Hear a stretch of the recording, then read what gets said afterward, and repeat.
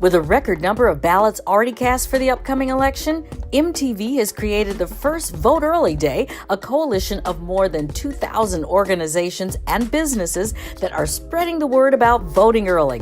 Viacom CBS Senior Director of Social Impact, Maxwell Zorich, is here to let you know what options you have for voting early. Hey, Maxwell. Hey, everybody. It's Tanya Hart. Welcome to Hollywood Live. Well, it's that time. It is that time. It is that time. We've all got to get out and vote. We've been talking about it.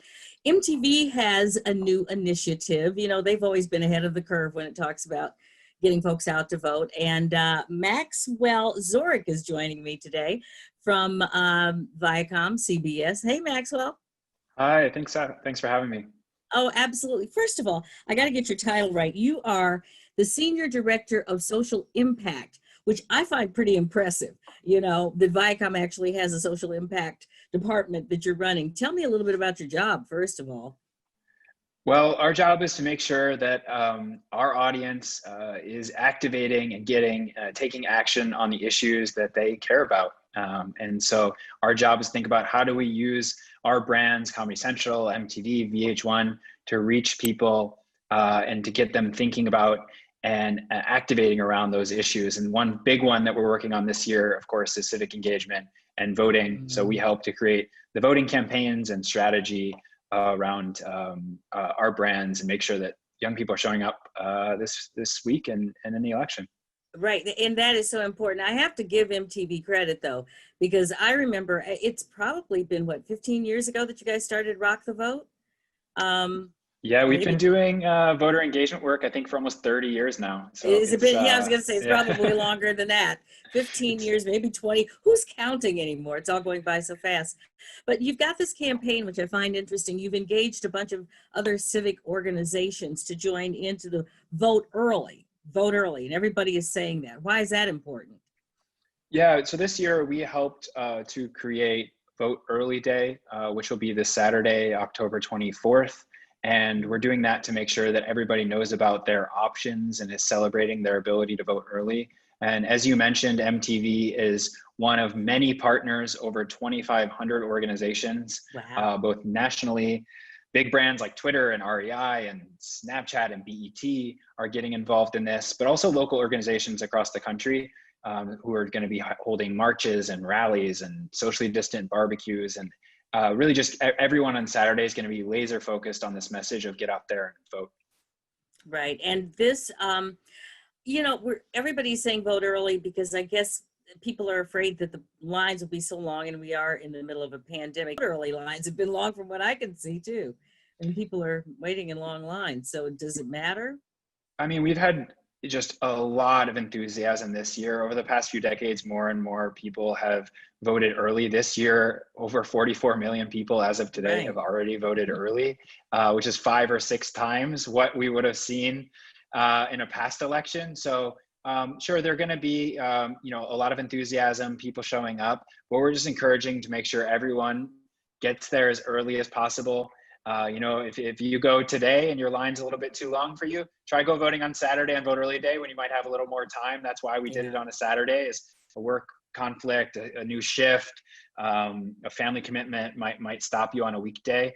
But hopefully on Saturday, people can get out there and vote.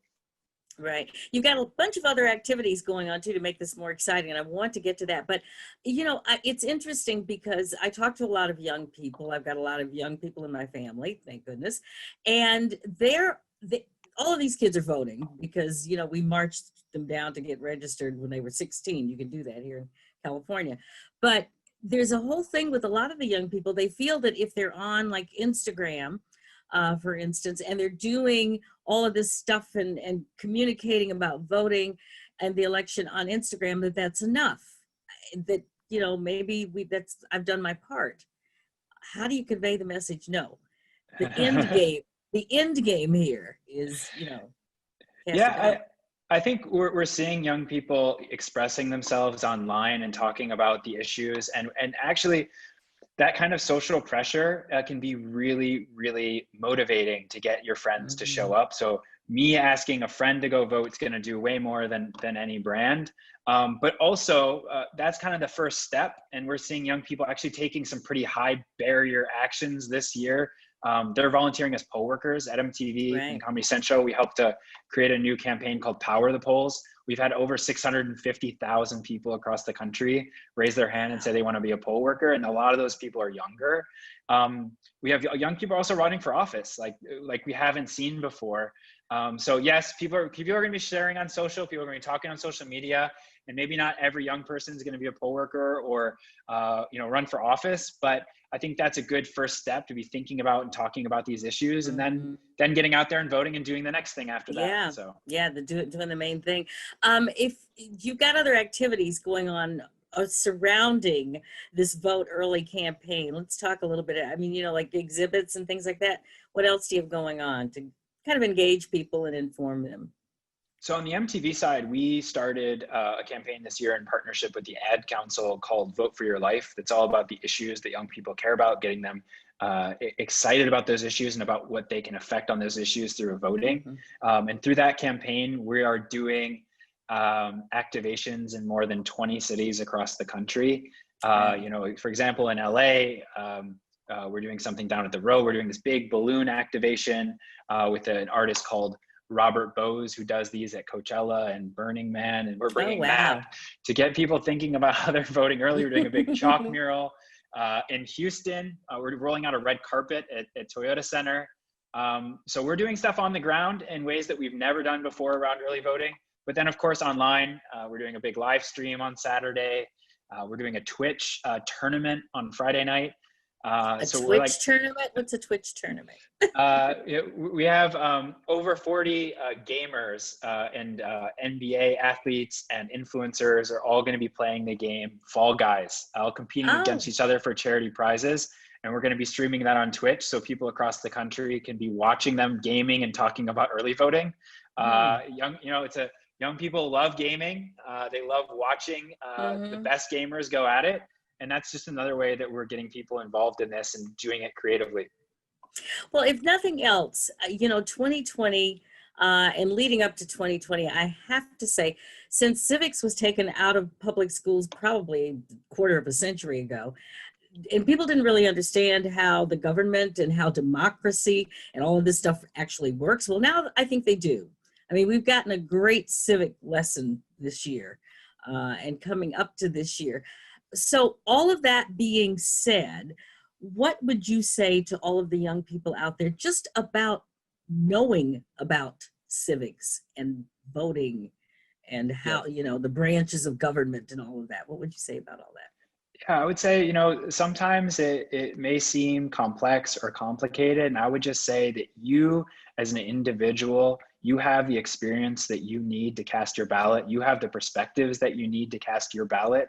And in this country, sometimes it's tough to vote. Sometimes the lines are long. Sometimes finding out where you need to get registered can be complex. But I'll promise you, if you take a few minutes to do your research or go to voteearlyday.org and find out your location, it's easier than you think. And if there's an issue that you're passionate about, vote on that issue.